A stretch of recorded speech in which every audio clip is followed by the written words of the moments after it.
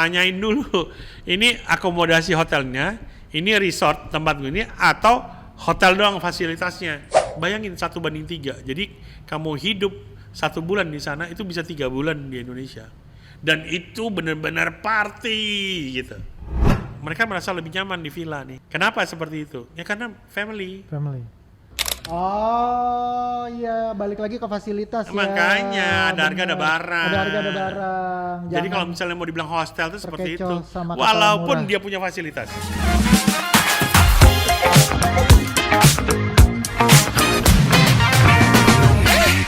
Travel Talk Untold. Balik lagi setelah episode sebelumnya ngomongin soal kejahatan dan kriminalitas ya saat perjalanan travel ya. Kita akan ngomongin tentu hal yang ya lokal-lokal aja lah, lebih tapi tapi tentunya asik karena akan ngomongin soal akomodasi. Nah ini tentu masih bareng Kak Bob Moningka. Apa kabar Kak Bob? Baik, masih montok aja. Oke, ini kita udah masuk di bulan-bulannya liburan Kak Bob. Siap. Aduh, gue bingung Kak Bob, bulan liburan masih di sini ya. Berarti ini acara berharga banget nih. Oke, ini Kak Bob kemarin tuh baca ya, tapi nggak tahu kalau sekarang tuh update-nya gimana. Katanya di Bali rame nih, wisatawannya rame banget ya. Emang itu ya daerah wisatawan ini liburan masih nomor 1 lah ya gitu. Orang luar negeri taunya kalau Indonesia tuh Bali aja gitu ya. Iya, betul. Tapi kok katanya kalau di hotel tuh okupasi. Oh iya, okupasi. Kok kecil gitu. Jadi pada kepengen tahu, penasaran. Mereka ini tidurnya di mana? Nginepnya apa buka tenda kah di pinggir pantai gitu, atau mereka ada yang camper van atau ada lagi yang namanya guest house gitu. Nah, itu tuh kita bakal bedah ya seberapa penting sih memilih tempat menginap. Formalnya seberapa penting sih memilih akomodasi dari awal sejak kita mau liburan ya. Jadi mungkin kita harus paham dulu ya, paham dulu. Kita kan taunya hotel, tempat nginap ya. Tapi sebenarnya jenisnya cukup banyak. Jenisnya banyak walaupun namanya hotel. Namanya hotel gitu ya. Walaupun namanya hotel, tapi ada jenisnya juga gitu ya. Ada jenis mungkin sekarang ada cukup populernya. Kalau dulu kan yang pasti hotel. Ya hotel, terus kemudian ada Wisma juga dulu. Oke. Losmen lah ada Losmen. Nah, itu bahkan ada mini serinya dulu atau ya di TV gitu ya. Sinetronnya juga ada. Nah, jadi kita hotel itu biasanya itu buat yang umum, general gitu ya. Umum. Namun kebanyakan biasa di kota-kota besar kayak di hotel-hotel di Jakarta begitu, itu biasanya buat kepentingan bisnis, dagang, trading begitu semua di situ. Terus ada satu jenis lagi namanya resort. Nah kalau di hotel biasanya bisa ada kapasitas ada fasilitas kolam renangnya, ada enggak juga. Ada yang pakai fitnessnya, ada yang enggaknya gitu ya. Gymnya ada gitu. Fasilitasnya beda ya? Beda-beda gitu. Itu tergantung bintang-bintangnya ya. Ada bintangnya bintang 1 sampai bintang 5 gitu ya. Bahkan bintang 5 berlian. Nah, terus kemudian ada resort. Nah, resort ini buat liburan, buat istirahat. Iya, hotel di Bali itu semua rata-rata resort ya? Iya. Hotel itu biasanya rata-rata di tengah kota. Jarang sekali ada resort di tengah kota. Jarang. Walaupun ada. Ya nggak apa-apa saya sebutin ya. Kayak misalnya Hotel Borobudur. Itu resort. Itu bukan hotel sebenarnya. Kenapa? Ada kolam renang, ada jogging tracknya, gitu ya, fasilitasnya. Terus kemudian dia juga punya kayak apartemen yang disewakan, begitu. Tapi ada fasilitas buat liburannya, gitu. Ancol. Nah, itu resort. Bukan hotel. Gitu ya. Walaupun terselamatkan karena dekat pantai lah ya. Dekat pantai. Itu kan tempat buat liburan, buat istirahat. Iya. Jadi orang gitu. Nah, dia punya fasilitas yang buat rekreasi. Itu namanya resort. Oke. Begitu. Kalau hotel tuh biasanya cuman kamar, tempat makan, sama meeting room. Iya, dan orang tahu kalau misalnya udah dengar nama resort itu identik sama dekat pantai, di gunung gitu ya. Ya, itu tempat buat istirahat. Nah, satu lagi villa. Nah, villa ini adalah di mana bentuknya bukan hanya kamar, gitu ya, tapi lebih bentuknya rumah. Ah iya deh. Di mana gitu ya, kalau di hotel ya satu kamar ya buat 2 orang maksimal 3 orang gitu Iya, ya. iya, iya. Kalau di villa itu bisa saja villanya ada 1 kamar, 2 kamar, 3 kamar, bahkan 4 kamar. Bahkan mungkin satu kawasan itu loh ya. Villa tuh maksudnya satu Iya, properti itu loh iya, ya. satu gitu, bisa. properti terdiri dari beberapa villa. Jadi mereka tidak seperti kalau di hotel kan satu gedung, kamarnya banyak. Iya. Ya, kalau ini bisa, kalau villa itu, tapi ada villa yang satuan juga, tapi ada juga satu misalnya corporate begitu ya, brand di mana bentuknya tuh villa-villa, pondok wisata, itu lebih ini gitu. Pondok wisata Putri Duyungnya dulu terkenal sekali. Sekarang nggak tahu masih ada apa enggak gitu. Cottage-nya itu bahasa lainnya. Oh. Cuman kalau di ini ya cottage, di sini namanya villa gitu ya. Seiring dengan perkembangan zaman. Nah, itu ada villa juga. Terus kemudian ada jenis-jenisnya juga yang lain gitu ya. Ada yang paling terkenal sekarang namanya bed and breakfast. Bed tempat tidur and breakfast. Oke. Ya, itu bisa dikatakan homestay. Oh, homestay. Nah, iya, cuman kelihatannya ini populer, tapi ini berbeda nih. Kalau bed and breakfast ini sejarahnya dari Amerika. Ya gitu ya. Kita harus tahu bahwa bed and breakfast itu begini. Kalau di Amerika gitu ya, anak misalnya orang tua anaknya 2 atau anaknya 3 gitu ya. 2. Nah, setelah mereka SMA, kuliah, mereka nggak kembali lagi ke rumah itu. Mereka langsung bekerja dan berumah tangga jauh dari orang tuanya. Nah, rumah induknya ini di mana ada orang tuanya, kadang-kadang bisa bisa masih berdua atau tinggal sendiri gitu ya. Kan kosong tuh kamarnya.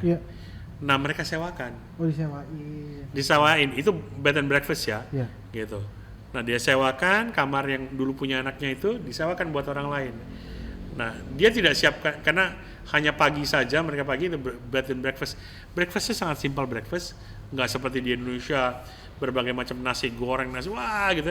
Di sana mereka cuma siapin ini roti tawar, ini ada misalnya menteganya apanya semuanya disiapkan. Ya, kamu layanin sendiri seperti di rumah. Itu bed and breakfast. Intinya ada fasilitas buat sarapan. Ada sarapan. Setelah bangun tidur ya. Kadang-kadang orang tua yang di situ juga bisa bantu buatin ini. Oh gitu. Kalau yang di beberapa tempat lagi yang lain bisa ditanyakan besok mau makan apa. Berarti homey banget lah ya. Ya itu. Jadi ya orang tua sendiri gitu sudah dengan itu bed and breakfast. Kalau di Jepang ataupun di mana itu bahkan rumah kosong. Rumah kosong. Yang benar kosong terus ada induk semangnya yang jaga di sekitar itu. Dikasih kuncinya nih atau kalau dia pakai apa yang kenop angka begitu. Oh iya. Nah, itu begitu Anda pesan dia kasih kodenya itu. Jadi Anda pergi gini jalan apa dia tinggal mencet tit atau gitu. Jadi nggak usah ambil kunci keyless lagi gitu. Nah, itu buat bed and breakfast. Kalau homestay beda lagi konsepnya. Homestay jangan digabungin sama hostel ya. Karena kalau homestay itu adalah kayak di Indonesia gitu ya, homestay di mana-mana itu keluarga gitu ya, suami istri 2 anak. Dia misalnya dengan 3 kamar atau 2 kamar. Nah, homestay pada saat ada orang asing yang ingin menyewa itu, anak-anaknya itu tidurnya bareng sama orang tua. Kamarnya itu buat tamunya. Disewakan buat tamu. Itu namanya homestay. Nah, banyak sekali orang bangun itu, wah saya punya homestay, padahal itu adalah kayak kita bilang hostel atau apa, kamar-kamar kayak kamar-kamar kos begitu ya. Berarti sejatinya kalau homestay itu tetap harus ada si pemiliknya ya, si keluarganya ada tinggal di situ ya, harusnya. Dan tamunya ikut beraktivitas sama keluarganya. Oh, kayak live in berarti ya? Ya, itu kata itu kalau di sekolah dulu live in biasa gitu. Ya. Nah, kalau di profesionalnya itu homestay. Dan itu sangat populer sebenarnya. Di Indonesia itu pengen pengembangan homestay seperti itu. Cuman standarnya mau lokal, regional atau internasional itu urusannya lain lagi. Kalau guest house beda lagi? Kalau guest house itu misalnya saya punya rumah, terus ada pavilion kayak pondok satu lagi gitu ya, itu namanya guest house. Aslinya begitu. Dan itu guest house aslinya dulu itu bukan personal. Guest house itu biasanya punya perusahaan. Contoh, perusahaan A di atas sana, ada pengurusnya, ada guest house-nya, Jadi nanti kalau ada Ada kantor-kantor bos cabang atau segala macam yang ingin mau kesana, istirahat di sana, mungkin itu bayarnya itu dikelola, dimanage oleh perusahaan itu. kayak wismanya gitu ya. Wisma, itu kata-katanya Wisma. Kita tuh terlalu banyak istilah kayaknya Makanya. ya. Dan memang Jadi akomodasi itu, kayak ada teman saya dulu biasanya nongkrong di Wisma Pelaut. Nah itu, dia suka main gitar gitu ya. kayak Nah. gua ini deh. Itu apa nongkrongnya ya? selalu di Wisma Pelaut. Karena kan pelautnya belum tentu, dia nggak punya rumah di sini. Dia punya, misalnya asalnya dari Manado sana, gitu, dari Siau sana, kayak ini. Waktu dari sini, yang nginepnya di Wisma Pelaut itu. Nginep dan akhirnya beli tanah di seberang jalannya gitu ya. Bisa aja, Terus bisa jadi aja. netep gitu, Bre. Iya, Jadi iya. Gitu. Nah itu jenis-jenis akomodasinya. jenis-jenis akomodasi. Nah kembali sekarang ke Bali. Oke, berarti penting banget dong, Kak Bob. Jadi dari awal planningnya apa nih perjalanan? Harus tahu. Mau liburan, mau cuma perjalanan ada bisnis tadi Iya. segala macam, mau pertemuan, atau apa baru nentuin Iya, jadi jenis penginapannya itu. makanya namanya adalah tours and travel. Kalau tours itu udah pasti buat leisure. Kalau travel belum tentu buat apa leisure, bukan buat rekreasi. Kalau travel itu bisa buat perjalanan pengobatan, bisa buat misalnya bisnis, bisa buat gitu ya, misalnya mau konferensi gitu ya. Itu travel. Kayak Kalau tours itu udah pasti tours. paket perjalanan wisata ataupun yang berhubungan dengan Wisata leisure tuh. wisata. Wisata. Oh. Makanya gitu akomodasi juga yang ini. Jadi hati-hati kalau misalnya nanti suatu saat bikin paket dari sini ke Bali ataupun ini, tanyain dulu ini akomodasi hotelnya, ini resort tempat gue ini atau hotel doang fasilitasnya. Sering makanya kita ke Bali cuma ada kolam renang doang gitu. Berarti Anda memang untuk nginep aja di situ, itu hotel. Berarti Anda disuruh beraktivitas di luar. Oh, ke situ tuh cuma buat tidur doang. Buat tidur doang. Makanya Aktivitasnya di luar. Iya, dan hampir pasti hotel-hotelnya relatif bukan walking distance. Saya bilang jauh tanda kutip dari objek-objek wisata utamanya. Oh, gitu. Ah. Baru ngeh ternyata. Jadi Makanya kalau orang ke Bali ya itu muncul alternatif yang lain nanti di luar kalau hotel. maunya rekreasi menikmati di tempat penginapan itu resort berarti ya? Ya resort, Iya, hotel kalian yang menikmati. karena di sana semuanya namanya hotel kan pasti. Iya. Nah tinggal resort. Kalau hotel yang ada resortnya, oke, cuman ada kolam renang, tapi walking distance dari pantai. Oke. Nah itu baru ini. Tapi kan seiring dengan demand yang begitu tinggi sekarang hotel-hotelnya makin menjauh nih dari pantai, Betul. gitu ya. Saya heran ada beberapa ini yang hotelnya di Kota Denpasar lagi. Itu hotel-hotel buat meeting-meeting orang ini, tapi karena okupansinya rendah ya dia ke sana. Itu berarti berpengaruh juga sama berita yang tadi tuh, Nah, Kak Bob. Kenapa Bali tetap rame, tapi banyak yang mengeluh ini dari hotelnya, Nah. bang segala macam gitu ya. ya Sepi nih, apa karena efisiensi kah dari pemerintah apa segala macam? Tapi Oh. ada apa namanya? Ada berita lagi bahwa tadi guest house atau ya. yang lain-lain justru tumbuh menjamur dan ramai. Nah, jadi kalau case di Bali itu yang terjadi begini, banyak sekali gini, kan investor, khususnya COVID lah. Pada saat COVID itu banyak sekali ya orang-orang dari luar negeri gitu ya, apalagi work from home, ya zaman itu datang ke Bali gitu ya. Bayangin gajinya gaji Amerika, kerjanya office-nya di Amerika, tapi kerjanya dari Bali, kerjanya di Bali. Curang kan gitu ya. Aduh, cuan Gajinya curang. kayak gini gitu ya. Anda gitu. Untuk informasi saja untuk perbandingan gitu ya. Makan satu kali makan di Indonesia, makan udah enak lah. Gitu ya. Enak cukup lah, tapi bukan yang mewah sekali gitu ya. Tapi udah cukup enak itu 1:3 sampai 1:4 dengan kalau Anda makan di Eropa. Wow. Iya. Makanya di beberapa negara yang ekstrim suhunya yang namanya minus ya di bawah 0 itu. Iya. Itu masih hangat sama mereka. Minus 13 tuh hangat. Ya, Hangat ya, sekali lagi minus 13, minus 10 tuh hangat. Karena kalau ekstrimnya mereka bisa minus 23, minus 3. Apalagi Gitu. buat orang-orang dari Paruski, bro. Nah, Gitu, aduh. makanya kejadiannya kan, ada kampung di sana gitu. Iya. Nah, maksud saya adalah bayangin 1:3. Jadi kamu hidup 1 bulan di sana itu bisa 3 bulan di Indonesia. Dan itu benar-benar party gitu. Mana? Itu udah hedon banget tuh. Udah. Kenyang Gitu. banget tuh ya. Makanya ya kemarin ada kejadian gitu ya untuk kampung Rusia yang akhirnya udah ditutup ya, udah ini dengan. Nah, maksudnya setelah itu ya apalagi pasca Covid ini banyak sekali orang-orang asing yang berinvestasi gitu ya, membangun villa-villa standarnya kan mereka tahu ya. Dan biaya yang relatif murah apa segala macam relatif murah ya, 1:3 dengan mereka 1:4. Mereka bangun villa-villa di Bali gitu. Nah ini melalui ininya berkembangnya internet dan semuanya, mereka jual itu juga, masukin di Airbnb gitu ya, saya sebutkan aplikasi buat aplikasi sewa, akomodasi itu. Mereka ambil dari situ, dan waktu mereka ambil dari situ gitu, fasilitas di dalamnya ada kolam renang ya, kamarnya 1 tapi kolam renang. Tapi kalau dengan seperti itu dengan hotel itu bandingnya 1:2 bahkan 1:3 dan 1:4. Karena hotel kan dia seluruh akomodasi kamu bisa nikmatin. Kalau dan mereka bisa undang keluarga cukup banyak. Kalau ada 3 kamar saya di ini gitu ya, misalnya saya di kamar yang ini mungkin Anda harus bayar misalnya 7-8 juta, di situ bayar 5 juta udah fasilitas lengkap dan keluarganya deketan. Kalau di sana kan kamarnya bisa jauh-jauh semua.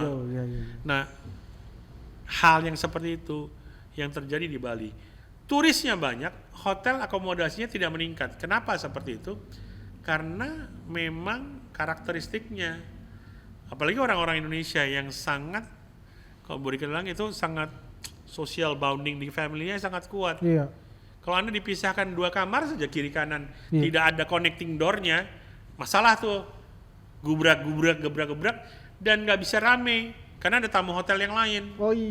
Keterbatasan itu. Privacy ya. Nah, keterbatasan itu yang tidak bisa difasilitasi oleh hotel.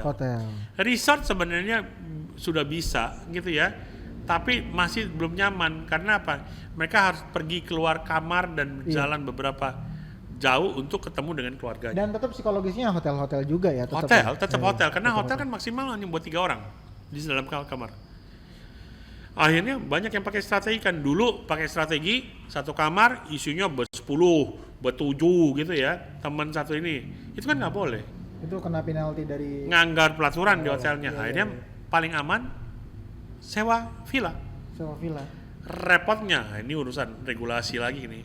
Repotnya, villa-villa tersebut tidak membayar pajak seperti hotel akomodasi.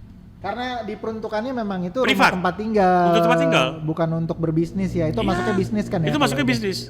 Kan dia mendapat keuntungan dari situ. Itu beda lagi, masuk bayar lagi tuh ya. Nah, ada izinnya lagi. Itu kan sendiri. izin usahanya harus ada. Kalau memang mau, ya udah, itu bayar pajak aja. Kalau apple to apple istilahnya begitu, apple to apple tetap aja harganya mahal. Dan ini kayaknya wisatawan mancanegara juga melirik hal itu kali ya. Nah, Kak Bob, kan mereka menggeser uang kapitalnya mereka menjadi modal di situ. Kalau dia liburan bisa di situ, tapi kalau dia nggak liburan bisa dia sewain. You got nothing to lose. Tapi kan nggak bayar pajak. Nah itu yang terjadi di Bali, gitu. Mungkin nanti next time kita travel talk with Untold ini kita undang orang dari PHRI-nya, bosnya juga perlu kita undang untuk ngobrol supaya mereka bisa curhat, ceritain detail. Tapi ini saya sebagai pengamat aja saya lihat itu yang terjadi. Nah ini kalau lama-lama kayak begini, ya ini kita jadi ngomongin geser ke kebijakan sama regulasi ya. Bakalan ngegerus pasti hotel resort juga termasuk ya. Pasti. Jadi jangan salahkan kalau misalnya hotel-hotel itu loh kan gue nggak tapi turis yang ke Bali banyak. Nah oleh karenanya paling yang saya bisa ini adalah rekonsep ulang atau reconcepting. Jadi begini, ini kayak saya kan di asosiasi itu Leader Indonesia itu Leader Associations gitu. Ini nanti 3 bulan lagi kita akan ke Jogja. Jogja punya pergumulan yang sama begitu, udah jenuh, hotel-hotel yang jenuh apa segala macam. dan beberapa apalagi kan ada pelarangan. Mungkin punya pengalaman yang sama-sama Bali juga jangan. Mirip. Jadi rame, Tapi hotel sama resortnya sedikit. Tapi gitu. di Jogja gitu ya, ini kan pelarangan itu loh, studi tour. Oh iya. Terus iya. pemotong efisiensi untuk Betul, negara gitu ya. Betul. Nah harus ya karena udah terlalu manja mungkin ya dapat dari mereka. Sekarang harus jadi think lagi ulang bagaimana. Ya, sekarang orang kalau ke Malioboro, oke, that's it Malioboro. Mau ngapain di Malioboro? Akhirnya Bapia, Beringharjo gitu ya, seperti itu. Nah, dari pengalaman nanti mungkin kita mau bikin konvensi atau kumpul itu para tour leader di Indonesia yang sudah pengalaman di luar negeri, kita kumpul dengan para hotelier dan para aktivis pariwisata di Jogja nanti, kita kan kumpul tuh kira-kira, makanya harus dikonsep ulang. Jadi ya kalau ada kejadian kan gini, ada aksi ada reaksi gitu. Kalau Bali begini villa-villa, nah bagaimana hotel-hotel tersebut bisa mengkonsepkan diri lagi, bukan hanya orang datang dan menginap, tapi orang datang dan beraktivitas di dalam akomodasi dan mereka bisa nyaman, senyaman di villa. Question mark bagaimana ya itu urusannya. Nah, itu harusnya para researcher lah, akademisi lah urusannya gitu. Kalau kita sih praktisi ya kita bisa kasih masukan. Dan ya ini yang harus dikonsepkan. Karena hotel tuh biasanya cuma nginep doang. Iya. Nggak pernah dibilang ini aktivitas di sekitar hotel. Betul. Kalau itu cuma tempelan basa-basi aja. Coba dibuat ini untold ya. Yeah. Bahwa mereka merasa lebih nyaman di villa nih. Kenapa seperti itu? Ya karena family. Dan di hotel bagaimana itu bisa dikonsepkan, dia adopt aja supaya mereka kembali ke hotel lagi, nggak ke villa. Berarti mana akomodasi penginapan yang bisa mengakomodir sifat family-nya? Oh iya dong. Orang Indonesia atau Asia pada umumnya lah ya. Betul, iya. Ya. Oke. Gitu. Jadi tolong kan selama ini ya nyaman-nyamannya terima bookingan gitu ya buat keluarga gitu ya. Ya lu terlalu mahal tapi ini sosial gua dengan ini nggak ada. Gitu ya. Ya nggak ada. Nah akhirnya udah connecting room itu di hotel tuh terbatas loh, cuma 20% loh kurang lebih. Betul. Dan nggak bisa itu yang double twin apa itu, biasanya double twin. Yeah. Tapi kalau kan nggak bisa double twin, kita mau juga perlu jebol twin connecting roomnya 5 kamar. Di villa bisa 5 kamar itu connecting ke ruang tengah keluarganya. Oke, berarti bisa bakar-bakar lagi, bisa makan durian lagi. Ya di hotel nggak boleh makan durian, di halamannya pun nggak boleh. Oke. Kalau gitu apa yang cocok buat budget friendly kamu? Budget friendly. Iya. Oke. Sebenarnya gini, kita harus definisikan dulu budget friendly itu seperti apa, seberapa. Di dalam dunia pariwisata setiap ini ada segmennya. Tapi kenapa semua mainnya di situ? Karena kita terlalu ini budget friendly. Kita definisikan. Oke lah kayak gini lah budget friendly. Satu malam mau berapa kamar? Ayo sebutin. Aku. Budget friendly. Sendiri. Iya, bisa berdua lah. Oh, berdua. Sama itu atau keluarga. Ya. Budget friendly-nya berapa? 2 kamar. Satu kamar. Berapa? Enggak apa-apa name it. 200 lah, 200 itu budget friendly-nya kan gitu ya. 2,5, 300, 2,5 lah. Tapi dengan ekspektasi saya dengan saya mau budget friendly-nya dengan 500.000. For me it's budget friendly itu. Nah, definisi budget friendly. Makanya kita jangan pakai murah. Pakainya adalah terjangkau. Karena penghasilan itu mempengaruhi persepsi murah itu berapa. Mainnya pakai pemilihan kata itu ya. Iya. Kenapa saya sampaikan seperti ini? Karena gitu ya. Baru nih ngalamin 2 minggu, 3 minggu yang lalu. 2 minggu lah seperti itu. Bahwa kita maunya shopping ya. Shopping gitu ya, kata shopping. Kalau shopping di Bali kemana yang di kepala kita? Sukawati ya? Sukawati. Anda bawa beberapa keluarga yang di situ, apa ini? Digituin Anda. Mereka maunya yang gimana? Maunya yang kayak misalnya duty free atau apa sih gitu. Itu bagi mereka ini. Shopping. Nah, sama juga akomodasi. Kalau saya melihatnya lebih bukan hanya masalah harga saja, tapi konsep hotel sebagai hotel tuh relatif kan buat couple atau individual. Family itu paling kalau orang asing ya, family of 4 gitu ya, itu udah banyak banget tuh anak-anaknya tuh. Nah, buat market Indonesia dari Jakarta, dari ini nggak bisa digituin. Kalau keluarganya yang mau berangkat ada 10 bagaimana? That's impossible untuk bisa dekatan. Oleh karena saya bilang harus concepting ulang lagi. Saya nggak perlu misalnya 5 kamar jebol connecting semua, bukan hanya itu, tapi activity yang bisa hotel tawarkan kepada ini. Oke. Gitu. Di akhir nih, Kak Bob langsung strike to the point. Kalau untuk couple, misalnya kayak honeymoon, misalnya mirip-mirip Arthur ya, yang kemarin habis honeymoon, itu saya nggak yakin kalau itu di villa, nggak ini. Yakin nggak ini? Kalau dia pilih villa pasti salah. emperan. Iya, karena begini, honeymooners activity-nya hanya buat berdua. Oke, itu Resort. Iya, rekomendasi ke resort ya. Resort. Udah pasti resort. Udah ya? resort, kalau berdua saja. Iya. Gitu ya. Terutama honeymoon lagi loh Iya. ya. Oke. Karena saya pernah merancang itu. Oh, udah. You nggak mau diganggu dari manapun. Yes. Privacy di hotel seperti itu. Resort gitu. ya. Resort. You pilih resort. Oke. Terus kemudian di resort itu punya facility yang namanya room khusus yang mini villa kayak gitu ya. Mini villa, oke. Seperti itu. Dia bentuk ini ada kolam renang. Oke. Terus kemudian kamarnya gede. Ya. Silakan tuh honeymooners tuh berdua beraktivitas. Tuh. Nggak keluar kolam renang, nggak keluar, nggak mempergunakan public poolnya. Iya. Seperti itu. Ini sesuai dengan konteksnya Indian Indonesian ya. Tadi berarti yang honeymoon kalau mau ini. Tapi mahal apa segala macam relatif lah. Kan Anda mau yang senang-senang kan aktivitas berdua. Saya pernah mendapat fasilitas itu, saya punya foto-fotonya lagi gitu. Itu kolam renangnya ada di situ, kamarnya segede hampir segede ruangan ini. Iya aja. Gitu. Itu mau lari-lari, mau kejar-kejaran apa segala macam gitu ya. Kalau honeymoon silakan, ada dapurnya, ada kamar mandi gitu ya, ada shower room, kamar mandi ininya, ada halaman kecilnya. Itu resort. Oke. Wow. Gitu. Itu sama nggak usah disebutin kan namanya kan. Keluarga kecil bahagia ya, misalnya anak satu ya resort lah ya. Kalau yang resort ya boleh. Ya ke situ lah ya.